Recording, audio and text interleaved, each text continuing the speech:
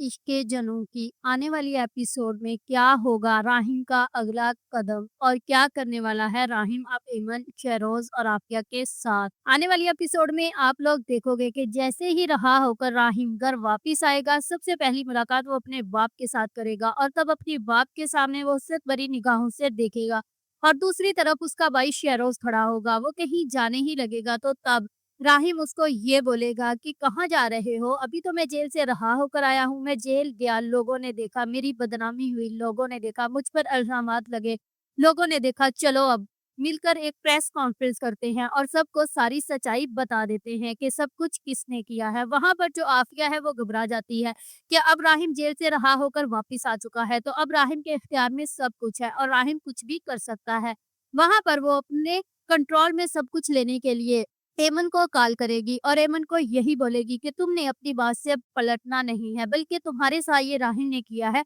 और तुम राहिम के ही बारे में बोलोगी। और वहां पर एमन जो है उसको यही तसल्ली देती है कि मेरे साथ जो कुछ किया वो राहिम ने किया और जब भी मैं ये सोचती हूँ तो मेरे चेहरे के सामने जो चेहरा आता है वो राहिम नवाज का ही है। वहां पर आप लोग ये भी देखोगे कि अब राहिम जो है वो अपने दफ्तर में जाएगा और एक प्रेस कॉन्फ्रेंस भी बुलाएगा। यहाँ पर वो एमन पर सारी बात करेगा और इसके बाद प्रेस कॉन्फ्रेंस वाले एमन से सवाल करने उसके घर पहुंच जाएंगे और अब एमन जहाँ जहाँ जाएगी उसको प्रेस कॉन्फ्रेंस वाले घेर लेंगे और यह भी मुमकिन हो सकता है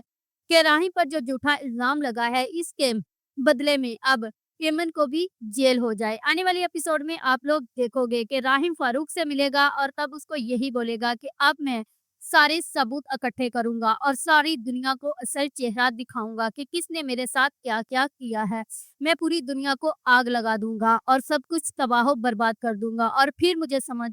आएगी कि जिन लोगों ने मेरे साथ किया है उनके साथ क्या होना चाहिए। आने वाली एपिसोड में आप लोग बहुत जल्द देखोगे कि अब आफिया जो है वो भी अपने अंजाम को पहुंच जाएगी और उसको भी ये समझ आ जाएगी कि उसने राहिम की जिंदगी में ये सारा तूफान लाकर बहुत बड़ी गलती कर दी है। अब हो सकता है कि वो इस मामले को रफा दफा करने के लिए जल्द ही एमन को राहिम के साथ बांधने का सोच ले। आने वाली एपिसोड में आप लोग देखोगे कि यहाँ पर जो आफिया है अब उसने अपने भाई जमाल को भी बीच में इस्तेमाल करना शुरू कर दिया है और अब यही नाम लेना शुरू कर दिया है कि ये सब कुछ जमाल ने किया है और उसी ने मेरे बेटे को फंसाया है। वहाँ पर जो ईमन की बहन है वो भी ईमन को ये कहती हुई नजर आएगी कि ये सब कुछ तुम्हारे साथ जिसने किया है वो बहुत बड़ा है और वो अपने किए का बदला तुमसे जरूर लेगा। If you like this video subscribe my channel, press the bell icon for more updates.